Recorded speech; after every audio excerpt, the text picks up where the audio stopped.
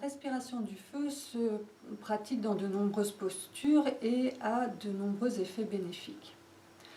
J'aimerais tout de suite avertir que les femmes enceintes ne pratiquent pas la respiration du feu. Elles vont plutôt pratiquer des respirations longues et profondes. Et les femmes qui sont dans les 3 premiers jours de leur cycle, qui ont encore leurs règles, nous évitons de pratiquer cette respiration de nettoyage parce que nous sommes déjà dans une période de nettoyage et il n'est pas nécessaire d'en rajouter. Pendant cette période, nous avons plutôt besoin de douceur et de quelque chose qui nous aide à nous reposer. La respiration du feu se pratique au niveau du bas-ventre, du centre du nombril, par le nez, sauf instruction précise dans certains kriyas où nous la pratiquons par la bouche. L'inspire et l'expire sont absolument égaux et activés puissamment par le nez de cette manière.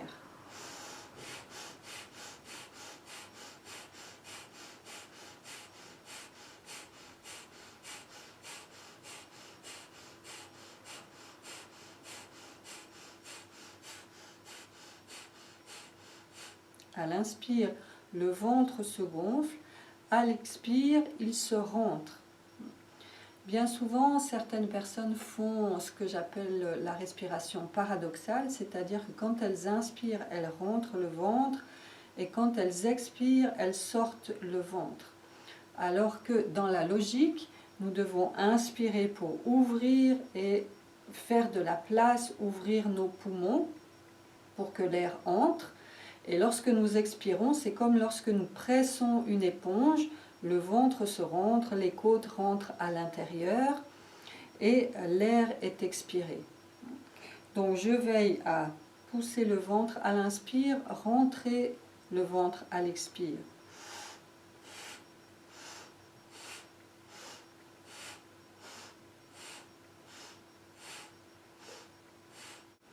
Lorsque vous pratiquez, le haut du corps est détendu.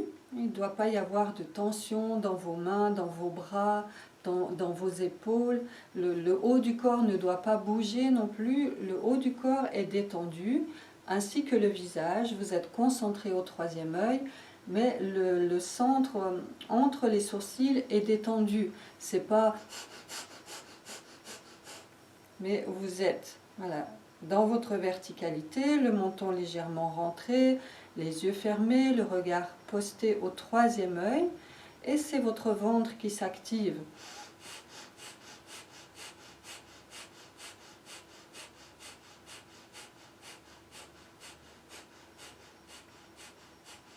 Vous pouvez essayer en même temps que moi pour pratiquer. Le fait que l'inspire et l'expire soient égaux a beaucoup d'importance. Bien souvent, les élèves, au début de la pratique, mettent parfois beaucoup l'accent sur l'expire. Ils expirent plus qu'ils n'inspirent. Ils veulent aller un peu trop rapidement. Et du coup, il y a une sorte de perte d'énergie, de léthargie, de la fatigue, ou même voire de la déprime qui s'installe. Vous êtes plutôt en train de vider votre énergie, alors que la respiration du feu est faite pour vous booster. D'autres personnes vont mettre plus l'accent sur l'inspire plutôt que l'expire, ce qui va suractiver le système nerveux et créer beaucoup d'agitation. Il peut y avoir des picotements dans les lèvres ou dans les doigts.